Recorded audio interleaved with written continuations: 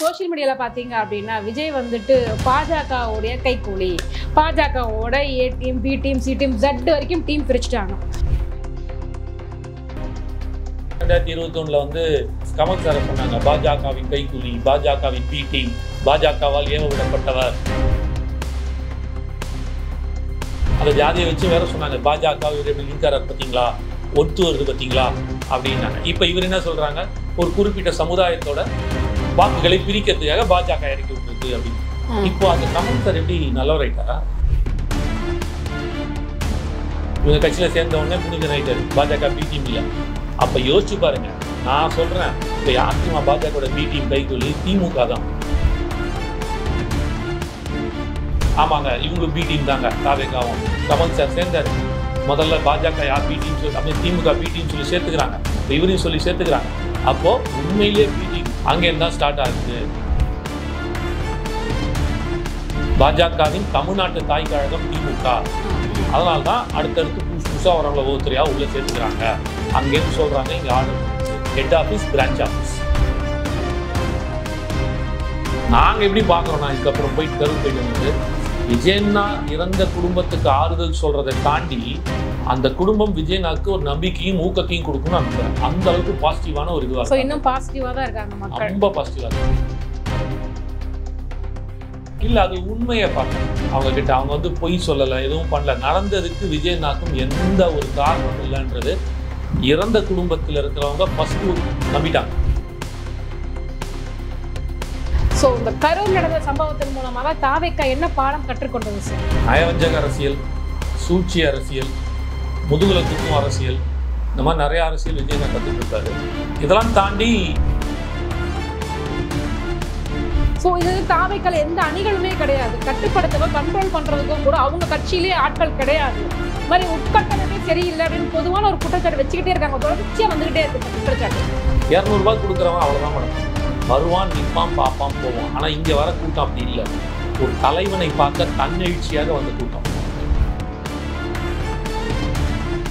எங்க எது நடந்தாலும் இளைஞர்களே நம்ம பண்ணலை, அது நம்மளை வந்து இது தற்குறிகளாகவும் நம்மளை வந்து ஒரு கீழ்த்தரமான ஒரு இளைஞர்களாக காட்டுறதுக்காக அவப்பெயரை உண்டாக்குறதுக்காக யாரோ செய்யும் சரி, நாம் இளைஞர்கள் யாரும் நல்ல மத்து மரியாதையோட கரெக்டாக தான் இருக்கும்.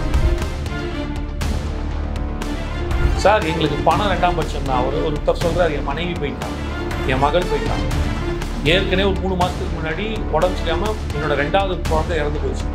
இதோட எனக்கு ஒரு அடி இந்த உலகத்திலே எதுவும் கிடையாது. இப்படி ஒரு வாழ்க்கை நரகத்துல நடக்கிற ஃபீல். எவ்வளவு பண்ண முடியுமோ பவர். எந்த கட்சியாவது இந்த மாதிரி போயிட்டு 5 லட்சம் கொடுக்கும், 10 லட்சம் கொடுக்கும். அந்த குடும்பத்தை தத்து எடுத்துக்காங்க. 41 பேர் இறந்த குடும்பத்தை தத்து எடுத்திருக்காங்க. அடுத்த 20 வருஷத்துக்கு அந்த குடும்பத்தில் இருக்கும் தம்பிகளையோ, தங்கைகளையோ, அக்காக்களையோ, அண்ணங்களையோ மேல் படிப்புக்காகவும், அவர்கள் அடுத்த கட்ட வேலைக்காகவும், அவர்கள் வாழ்வாதாரம் என்னெல்லாம் செய்ய முடியுமோ அதை செய்யறாங்க. நீங்க அரசு பண்ணுங்கன்னு தானே சொல்றேன். நீங்க பண்ணுங்க, வழிவகுத்து கொடுங்க. கஷ்டப்படாம எப்படி எம்ஜிஆர் வந்து படுத்துன்னு ஜெயிச்சாரோ, எங்க அண்ணன் வீட்டிலே வந்து ஜெயிப்பாரு. அதுக்கான வழிவகுத்து கொடுங்க. நாங்கள் வேணாம்னு சொல்லி ஹாப்பி தான் சொல்லலாம்.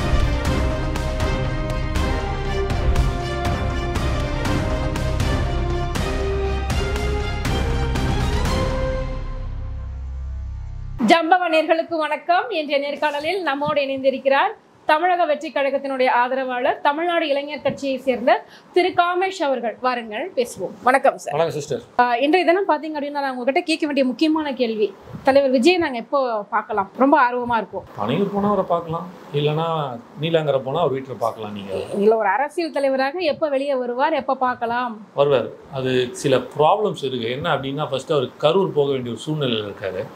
கரூர் போகணும். இப்போ கரூர் போகாததுக்கு ரீசன் என்ன அப்படின்னா, கேஸ் வந்து சுப்ரீம் கோர்ட்டில் இருக்குது.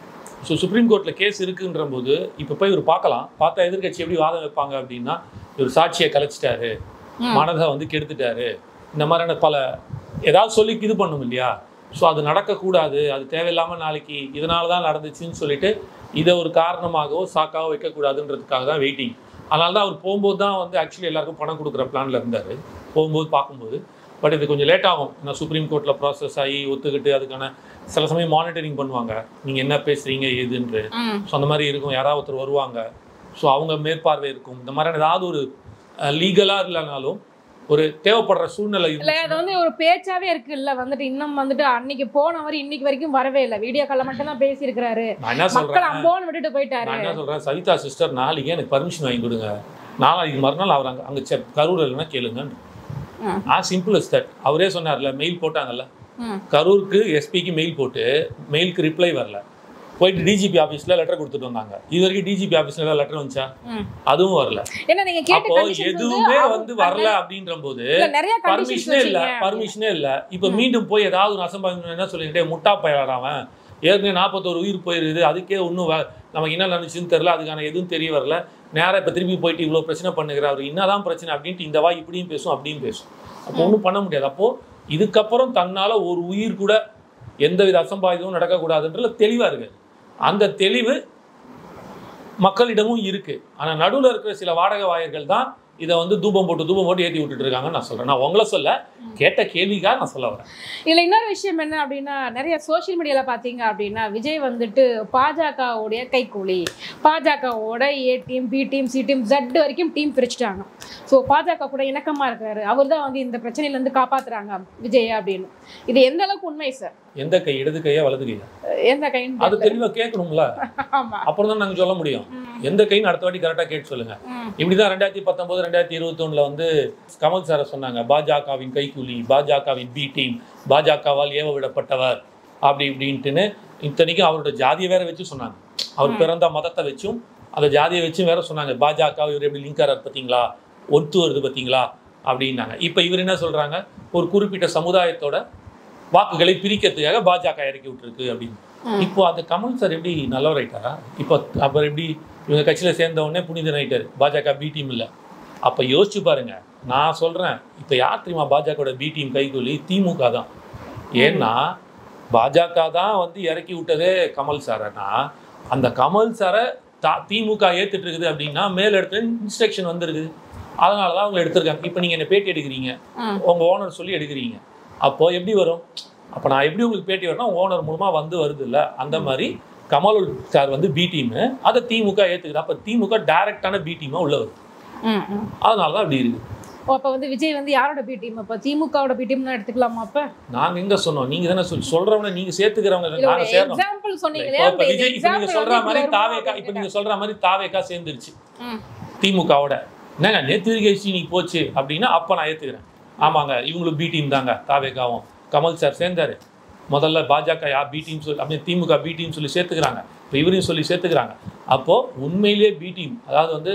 அதோட இடம் அது என்ன சொல்லுவாங்க ஆரிஜின் வந்து இங்கே இருக்குது அங்கேருந்து தான் ஸ்டார்ட் ஆகுது அப்படின்னு சொல்லிட்டு தாய் கழகம் பாஜகவின் தமிழ்நாட்டு தாய் கழகம் திமுக அதனால தான் அடுத்தடுத்து புதுசாக வரவங்கள ஒவ்வொருத்தரையாக உள்ளே சேர்த்துக்கிறாங்க அங்கேருந்து சொல்கிறாங்க இங்கே ஆர்டர் நடக்குது ஹெட் ஆஃபீஸ் பிரான்ச் ஆஃபீஸ் அப்படின்ற மாதிரி வரும் தொடர்ச்சியாக பார்த்தீங்க அப்படின்னா வந்துட்டு பல அரசியல் பிரமுகர்களுமே சரி கட்சி தலைவர்களுமே சரி அரசியல் விமர்சகர்களும் சரி பல்வேறு தரப்பில் இருந்தும் வராட்டி கூட பரவாயில்ல குறைஞ்சபட்சம் ஒரு அறிக்கையாவது விடலாம் இல்லை போய் இத்தனை நாள் ஆச்சு ஒரு அறிக்கை கூட வரல சரி 16 நாள் வரைக்கும் அமைதியாக இருந்தீங்க துக்கமாக இருந்தீங்க ஓகே அதுக்கப்புறமும் இன்னும் ஒரு அறிக்கை கூட வரல எந்த ஒரு இதுவுமே வரல அப்படின்னா ஏன் பயப்படுறாரா என்ன காரணம் இல்லை இப்போ அறிக்கை விட்டாருன்னு என்ன சொல்லுவீங்க ஏங்க அதுதான் ஏற்கனவே ஒரு வீடியோ போட்டாரு 16 நாள் கழிச்சு திருப்பி அறிக்கை தான் விடுவீங்களா இந்த அறிக்கை விடுறதா நீங்க அரசியல் ஏதாவது ஒண்ணு இருக்கலாம்ல ஒண்ணுமே பண்ணாம இருக்கிறதுக்கு ஏதாவது ஒண்ணு செய்யலாம்ல அதான் சொல்ல வரல விஷயம் தெளிவாயிடுச்சு கோர்ட்டுக்கு போயிடுச்சு சுப்ரீம் கோர்ட்டுக்கு அது என்னன்ற நம்ம போன காணொலியில பேசிட்டோம் அதை பத்தி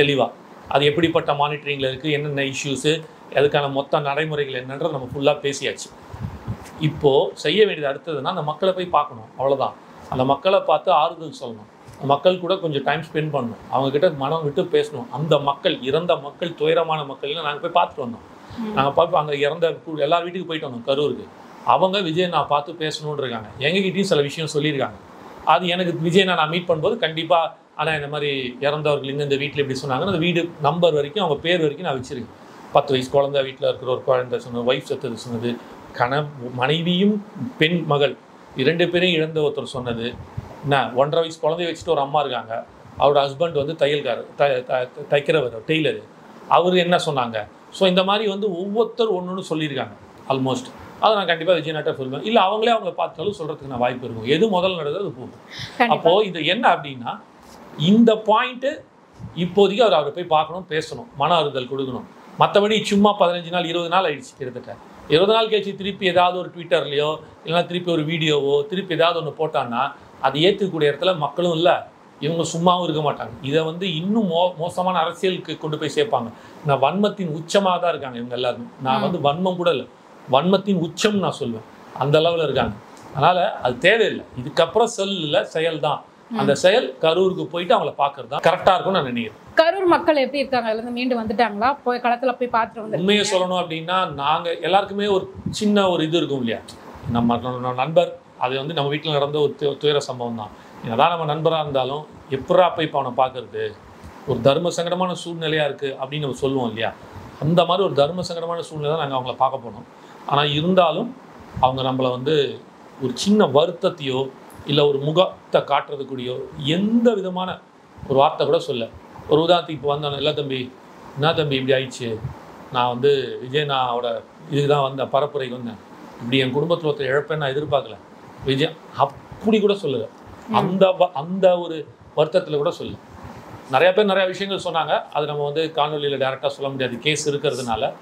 இது வந்து ஒவ்வொருத்தருக்கும் ஒரு விரும்பாண்டி கதை மாதிரி தான். ஒவ்வொருத்தருக்கும் ஒரு ஸ்டைலில் ஒரு நரேஷன் கொடுத்துருக்காங்க எதனால் நடந்துச்சுன்னு. நம்ம ஒவ்வொருத்தருக்கு வீட்லேயும் ஒரு 20 நிமிஷத்துக்கு குறையாமல் உட்காந்து பேசிட்டு தான் வரோம். ஸோ அப்போ வந்து ஒவ்வொருத்தரும் ஒரு கதை சொல்கிறாங்க, அவன் பாயிண்ட் ஆஃப் வியூவில் நடந்துச்சு. ஸோ அது வரும் காலங்கள் கண்டிப்பாக சிபிஐ என்கொயரிங்கெலாம் தெரிய வரும்.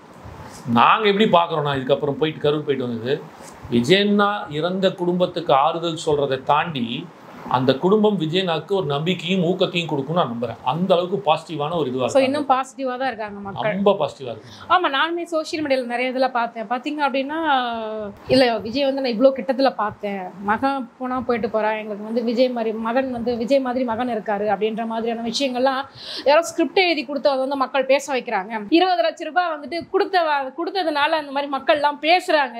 ஒரு அம்மா வந்து பேசுது, ஒரு குழந்தை இருந்த சோகம் கூட இல்லை. நிறைய நீங்களும் பார்த்துருப்பீங்க கண்டிப்பாக அந்த வீடியோ சொல்லலாம்.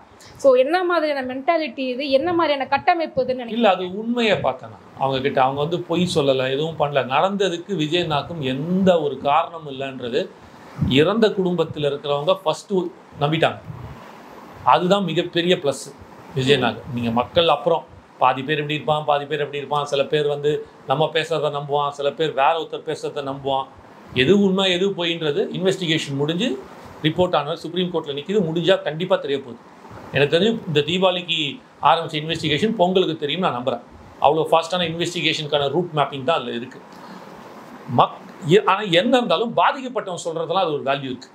அவன் பாதிக்கப்பட்டவன் வீட்லேயே கேட்கும்போது நடக்கக்கூடாது நடந்துச்சு, இதுக்கு விஜய் நான் என்ன பண்ணுவார், அவரோட தவறு இல்லை அப்படின்ற அந்த உண்மைத்தன்மையை உணர்றான்ல, அதுதான் அங்கே ஒரு ப்ளஸ் பாயிண்ட்டாக பார்க்குறேன்.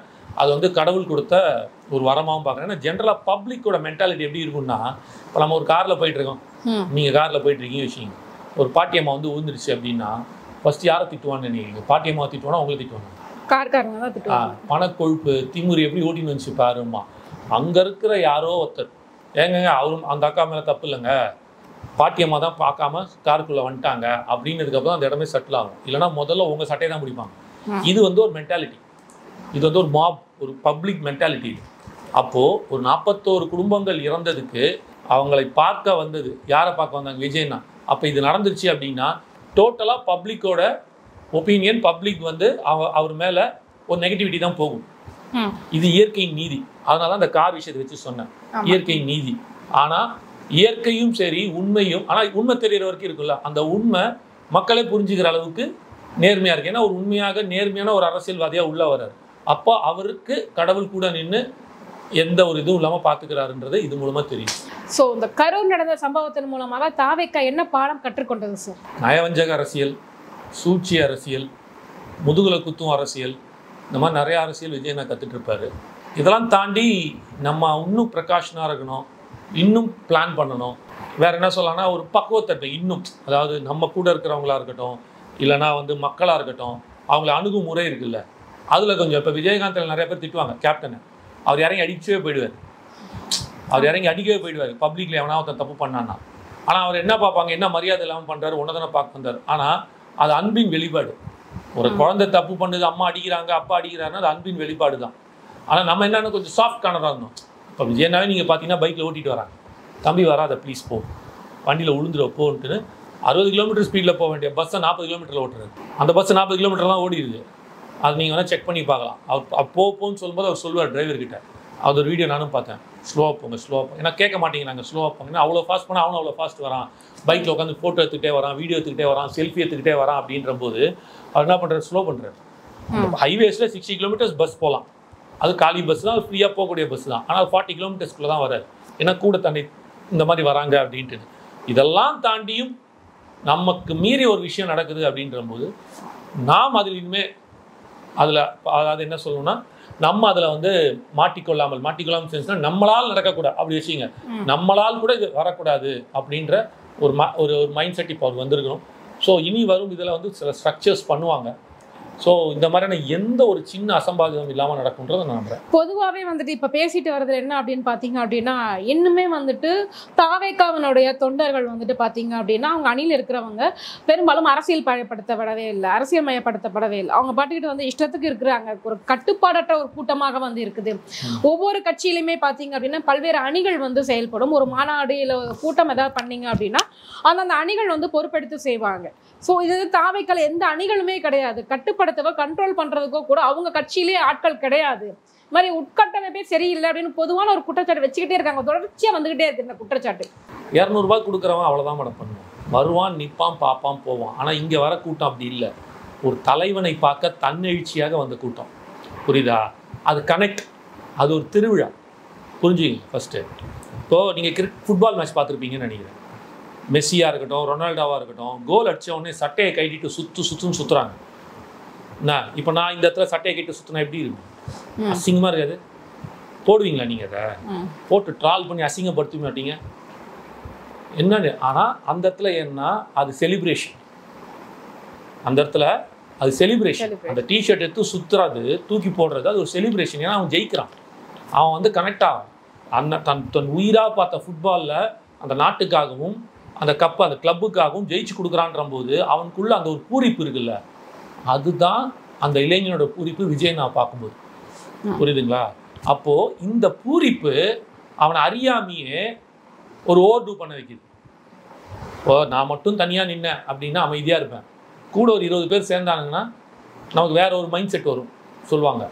அந்த மாதிரி அதை பார்க்கும்போது இப்போ குழந்தை இருக்குது மேடம், இதை சொல்கிறேன், இப்போ ஒன்றும் புரியும். இப்போ நீங்கள் குழந்தை இருக்கு வச்சிங்க, ஒரு 6 மாத குழந்தை தூங்கிட்டு இருக்கோம், தூங்கி முழிச்சு பார்த்துட்டு அம்மா இருக்காது, நடா செல்லம் ஏந்துட்டியாடான்னு வந்து குழந்தைய பார்க்கும்போது கை காலம் எப்படி உதரும் பார்த்துருக்கீங்களா? சிரிச்சு உதரும். காத்தாலேருந்து அப்பாவை பார்த்துருக்காது. ஈவினிங் வேலையை முடிச்சுட்டு அப்பா வந்து பார்த்தாருன்னா அது ஒரு 5 நிமிஷத்துக்கு அதோட சந்தோஷத்தை தாங்க முடியாது. உதரும், கை காலெல்லாம் உதரும். அதுக்கு மேலே எதுவும் பண்ண முடியாது. உதரும், கையை உதரும், காலம் கத்தும், ஊன்னு கத்தும். அப்போ அது என்னது? என்ன இப்படி முட்டாள் மாதிரி கத்தினது இப்படி பண்ணுது அப்படின்னு சொல்லுவீங்களா? அதோட வெளிப்பாடு, அதோட சந்தோஷத்தோட வெளிப்பாடு. ஒண்ணுமே பண்ணாம அப்படியே இருந்தா இருங்க மேடம், அதுதான் ஒண்ணுமே பண்ணாம அப்படியே பார்த்துட்டே இருந்தா அந்த குழந்தைகிட்ட ஏதோ பிரச்சனை இருக்குன்னு அர்த்தம். அந்த மாதிரி அது ஒரு கனெக்ட் இருக்குல்ல, தன் அப்பா தன் அம்மாவை, அதை தவிர்த்து யாருக்கும் தெரியாது அந்த குழந்தைக்கு.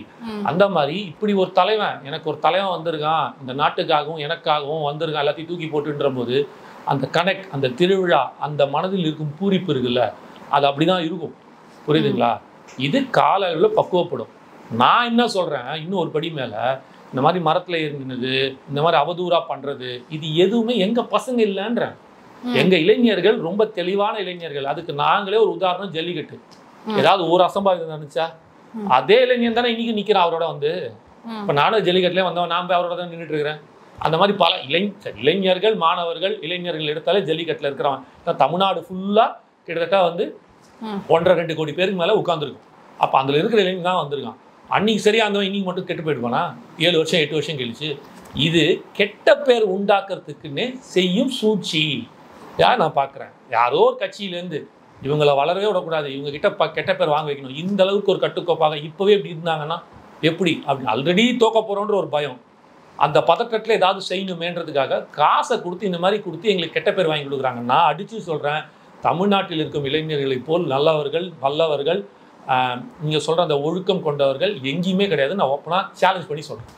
கண்டிப்பாக. ஸோ இந்த ஒரு கட்சி தொண்டர்கள் வந்து நிறைய ட்ரோல் பண்ணிட்டே. அதனால் ஒரு நிமிஷம், நீங்கள் கேட்ட கேள்விக்கு ஃபைனல் பச்சு சொல்ல முடிகிறேன். எங்கே எது நடந்தாலும் இளைஞர்களே நம்ம பண்ணலை, அது நம்மளை வந்து இது தற்குறிகளாகவும் நம்மளை வந்து ஒரு கீழ்த்தரமான ஒரு இளைஞர்களாக காட்டுறதுக்காக அவப்பெயரை உண்டாக்குறதுக்காக யாரோ செய்யும் சரி நம் இளைஞர்கள் யாவும் நல்ல மத்து மரியாதையோட கரெக்டாக தான் இருக்கும். அப்புறம் யார் தான் ஏறினாங்க அந்த மரத்து மேலே ஏறினது? டிரான்ஸ்ஃபார்மர் காசு கொடுத்து யாரும் ஏற வைக்கலாம். அதை போய் நீங்க கேளுங்க.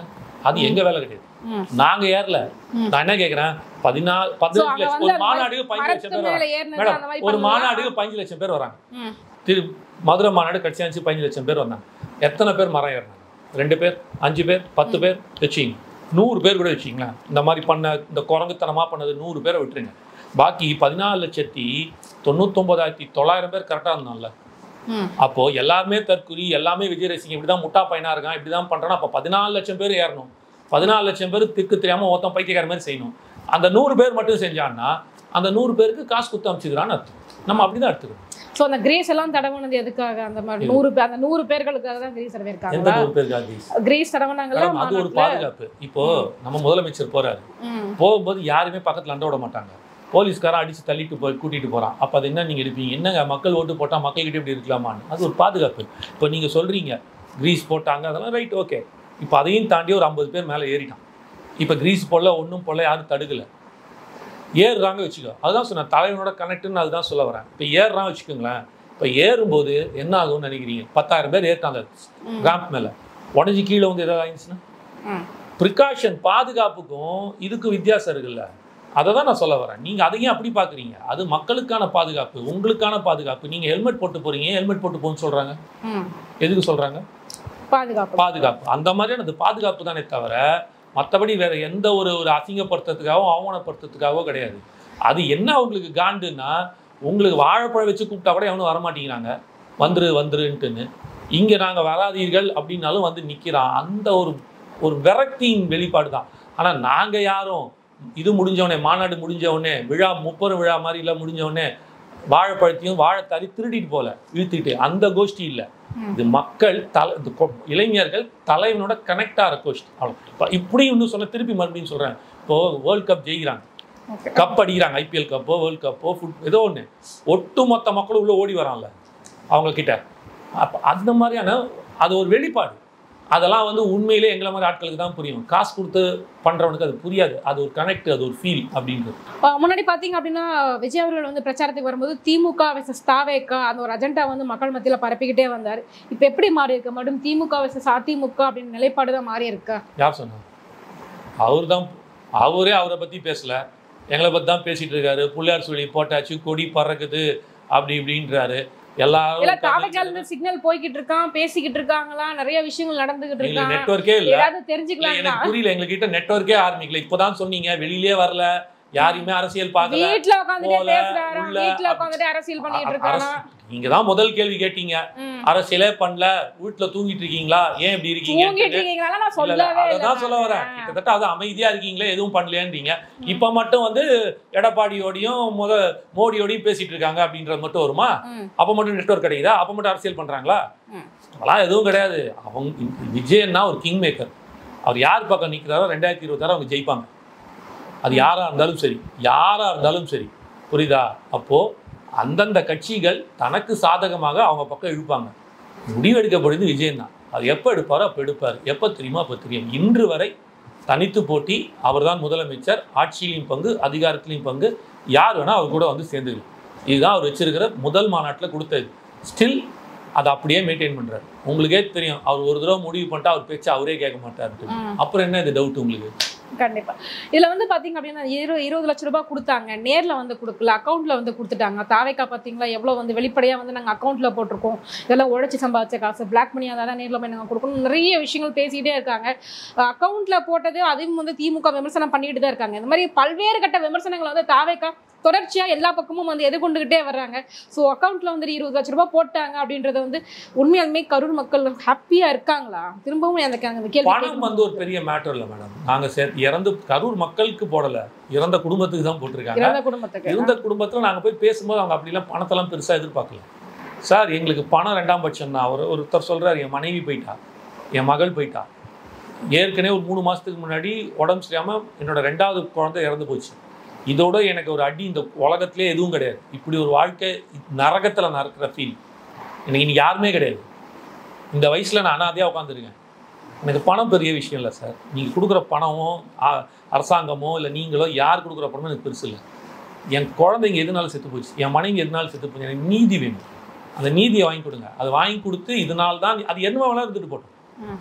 சில பேர் கொலை சதின்றாங்க, சில பேர் வந்து திட்டமிட்ட செயல்ன்றாங்க, சில பேர் விபத்துன்றாங்க. அது விபத்தோ சதியோ கொலையோ என்ன வேணாலும் இருந்துட்டு போட்டோம். ஆனால் அதோட உண்மைத்தன்மை எனக்கு தெரியணும். அப்போ தான் என் மனைவியோட ஆத்மாவும் என் பொண்ணோட ஆத்மாவும் 14 வயசு அந்த குழந்தைக்கு பொண்ணுக்கு பாப்பாவுக்கு ஆத்மா சாந்தி அடையும். அதற்கான நீதியை பெற்றுக் கொடுங்க. அது யார் வாங்கி கொடுத்தாலும் சந்தோஷம். இதுதான் எல்லா குடும்பத்தோட மைண்ட் செட்லேயே இருக்கு. பணத்துக்காக யாருமே குடும்பத்தை வந்து இழக்க மாட்டாங்க இல்லையா? அது ஒரு தற்காலிகமாக அவர்களுக்கு நம்மளால் முடிந்த ஒரு சின்ன உதவி தான். அது வந்து எந்த காலத்துலையும் ஈடு செய்ய முடியாது அந்த இழப்புக்கு. எவ்வளோ பண்ண முடியுமோ இப்போ அவர் எந்த கட்சியாவது இந்த மாதிரி போயிட்டு 5 லட்சம் கொடுக்கும் 10 லட்சம் கொடுக்கும். அந்த குடும்பத்தை தத்தெடுத்து பார்த்துருக்கீங்களா? 41 பேர் இறந்த குடும்பத்தை தத்தெடுத்துருக்காங்க. அடுத்த 20 வருஷத்துக்கு அந்த குடும்பத்தில் இருக்கும் தம்பிகளையோ தங்கைகளையோ அக்காக்களையோ அண்ணங்களையோ மேல் படிப்புக்காகவும் அவர்கள் அடுத்த கட்ட வேலைக்காகவும் அவர்கள் வாழ்வாதாரத்துக்கு என்னெல்லாம் செய்ய முடியுமோ அதை செய்கிறாங்க. அப்போ அந்த குழந்தையோட லட்சியம் என்ன?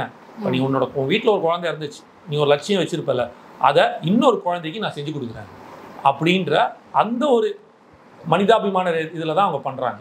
இதை தான் நம்ம பாராட்டணும். இதில் இப்போ நக்சலைட்டா இல்லை தீவிரவாதியா பாமா வச்சோம் எதுவுமே கிடையாது. இல்லை, அது ஒரு விபத்து. அது பழைய தூக்கி அவங்க போடுறீங்க. இருந்தாலும் அவங்களுக்கு ஒரு சின்ன விஜயண்ணாவாக இருக்கட்டும் அந்த தாவேக்காவுக்கு ஒரு சின்ன ஃபீல், என்ன நம்மளை பார்க்க வந்து இது நடந்துச்சே அப்படின்ற அந்த ஒரு ஃபீலும் அந்த ஒரு சின்ன ஒரு மனக்கசப்புனால தான் இந்த வேலைகள் வருத்தத்தையும் தான் அதுக்காக அவங்க செய்கிறாங்க. எவ்வளோ முடியுமோ அவங்களுக்காக செஞ்சு கொடுக்குறாங்க. அதுதான் பண்ண முடியும். மேக்ஸிமம் போன உயிரை கூட்டி வைத்து கடவுள் இல்லை, கடவுளாலே முடியாது. அப்புறம் நம்மளாம் சாதாரண மனுஷன் தான் எப்படி முடியும்? அதனால் அப்படி இல்லை. அவர்கள் நான் போய் பார்த்த வரைக்கும் பேசின வரைக்கும் எல்லா குடும்பத்திலையும் பணம் 2ஆம் பட்சம் தான். நீதிக்காக நிற்கிறாங்க. அது தெளிவாக சுப்ரீம் கோர்ட் போயிருக்கு.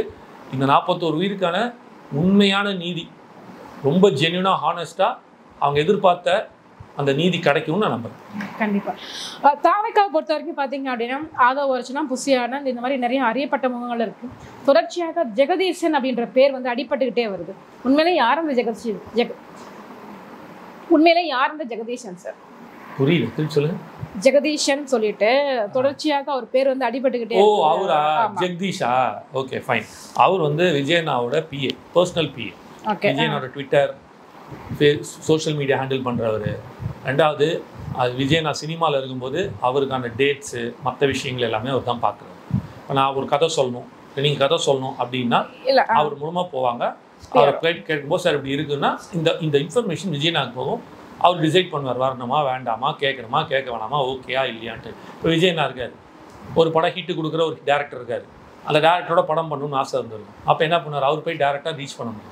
அப்போ இவங்க ஒரு பிஆர்ஓ பிஏவாக இருந்தார். பிஆர்ஓன்றவர் வந்து ரியாஸ் அகமத் ஒருத்தர் இருக்கார் அஃபீஷியலாக. இவர் வந்து பர்சனல் பிஏ. இவர் எப்படி பண்ணுவார் அப்படின்றதுக்கான விஷயம் என்னென்னா இதை நான் சொன்னேன் இல்லையா? ஸோ அப்போ அவர் கனெக்ட் பண்ணுவார். கனெக்ட் பண்ணும்போது டேரக்டர்கிட்டயோ இந்த டேரக்டர் படம் பண்ணுறது கேட்டுருக்கு. அப்போ அவங்க விஜய் சார் வர சொல்லியிருக்காரு, ஒரு பாராட்டு. இப்போ லோகேஷ் தாவேக்கால இருக்காரா? இப்போ தாவேக்கால வந்து துணை பொருளாளராக இருக்கார். ஏன்னா வந்து இப்ப இந்த விஷயத்துல வந்து கரூர் விஷயத்துல அவரையும் வந்து விசாரிக்கணும், அவரையும் விட்டுட்டாங்க அப்படின்னு இருக்காங்களா? அதெல்லாம் ஒண்ணும் இல்லை, எல்லாரும் விசாரிங்க, யார் வேணாலும் விசாரிங்க. யார் வேணான்னு சொன்னோம்? விஜயனாவே விசாரிங்கன்றேன். இவரு கேட்க போயிட்டீங்க, நீங்க விஜயனாவே விசாரிங்க, பதில் உண்மைதான் வரப்போகுது. விஜய் அவர்கள் வந்து வெளியிட்ட வீடியோல நான் வந்து வீட்லயே அலுவலகத்திலேயே தான் இருப்பேன், வந்து கைது பண்ணுங்க அப்படின்னாங்க. திமுக வந்து அதை கண்டுக்கவே இல்லை. திமுக ஸ்டாலின் அவர்கள் அவங்க வேலையை பார்த்துட்டு தான் இருக்கிறாங்க அப்படின்றாங்க. இந்த விஷயத்துல வந்துட்டு திமுக எடுத்த முடிவு மிக சரியானது, ரொம்ப அமைதியாரு அரசியல் மெச்சூரிட்டியோட செயல்படுறாங்க அப்படின்றாங்க. போடலங்க மேடம், நீங்க வேற என்ன முகாந்தத்துல ஒரு கைது பண்ணுவீங்க சொல்லுங்க, சொல்லுங்க நீங்க. ஏன்னா அவரே நான் வீட்டுல தான் இருப்பேன், வந்து அரெஸ்ட் பண்ணுங்கன்ற. சரி, இப்ப நீங்க அரெஸ்ட் பண்றீங்க வச்சுங்க, நீங்க அரெஸ்ட் பண்ணிட்டீங்க. அடுத்த கோர்ட் என்ன தெரியுமா கொடுக்கும்? முதலமைச்சர் மு.க. ஸ்டாலினையும் துணை முதலமைச்சர் உதயநிதி அவர்களையும் சென்னையில் நடந்த ஏர் ஷோக்கு விபத்தில் காரணமாக உயிர் இழந்திருக்காங்க, அதனால இவர்களையும் அரெஸ்ட் பண்ணுங்க, கைது செய்யுங்கள்னு சொல்லுவோம். பரவாயில்லையா? ஏத்துக்கலாமா? என்ன முகாந்திரம் இருக்கு அவர் அரெஸ்ட் பண்றது? அதுதான் நான் கேட்டேன். எல்லாரும் 41 பேர் துப்பாக்கி என்ன பண்ணார்? ஏங்க பரப்புரைக்கு பர்மிஷன் கொடுத்துருக்கீங்க, இந்த பர்மிஷனுக்கு சொன்ன நேரத்தில் வந்திருக்காரு. அந்த இடத்துல காவல்துறை கொடுக்க வேண்டிய அதுக்கு தாங்க பர்மிஷன் கொடுக்குறோம். என் வீட்டுக்குள்ளே பேசுறதுக்கு நான் எதுவும் உங்ககிட்ட பர்மிஷன் கேட்கணும்? பப்ளிக் ரோட்டில் போனால் அதுக்கு தாங்க பர்மிஷன் கேட்டு போகிறோம். அதை நீங்கள் சரியாக கொடுக்காம தவறிட்டு அவர் மேலே பழியை போட்டுட்டு தன் தப்பாக மறைக்கிறதுக்கு அர்த்தம் மேலே பழி போடுவாங்கல்ல, அதுதானே நடந்திருக்கீங்க. அப்போ நான் என்ன சொல்கிறேன், ஓகே நீங்கள் அவர் மேலே கேஸை போட்டு அரெஸ்ட் பண்ணுறீங்களா, பண்ணுங்க. நாளைக்கு நான் போய் ஒரு கேஸ் போடுவேன் கோர்ட்டில், ஹைகோர்ட்டில். இந்த மாதிரி இவருக்கு அரெஸ்ட் பண்ணீங்க, அப்போ இது எல்லாத்துக்கும் பொருந்தும். இந்த மாதிரி ஏர் ஷோ நடந்துச்சு, அதனால முதலமைச்சர் அங்கே இருந்தார். இப்போ இவர் தலைமையில் நடந்துச்சுன்னா அப்போ அதே தானே ஏர் ஷோவும் அவர் தலைமையில் இருந்துச்சு இல்லையா? இப்போ முதலமைச்சரும் துணை அமைச்சரும் அரெஸ்ட் பண்ணுங்க நான் கேட்பேன். கரெக்டாக இருக்குமா?